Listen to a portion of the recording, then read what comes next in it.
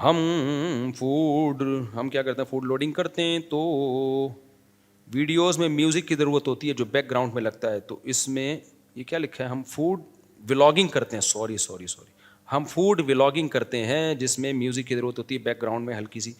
यार म्यूज़िक में जो है ना, एक म्यूज़िक तो हा हू ही हू हा ये वाला चल रहा होता है जो बैकग्राउंड में, ये तो म्यूज़िक है ही नहीं असल में, समझ रहे हो। एक म्यूज़िक वो होता है जो माइकल जैक्सन, तो ये जो बैकग्राउंड का म्यूजिक है ना, ये जो हा ऊ ई, इसकी गुंजाइश है, ये म्यूजिक नहीं होता। अब मैं कैसे उसको समझाऊं ना, उसको कोई नाम थोड़ी है, चल रहा होता है ना भाई, कोई उसमें कुछ सीन आएगा रोने का तो हा ऐसे आया होगा, ये म्यूजिक थोड़ी है।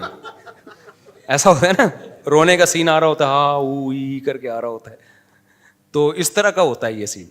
तो इसको म्यूजिक नहीं कहते लोग, इसको भी वो समझने लगते हैं हराम है, ऐसा नहीं है। तो वो ना हो जो आ रहा होता है ना, जिसको देख के आदमी का धड़कने का दिल करे, वो चीज़ नहीं होनी चाहिए।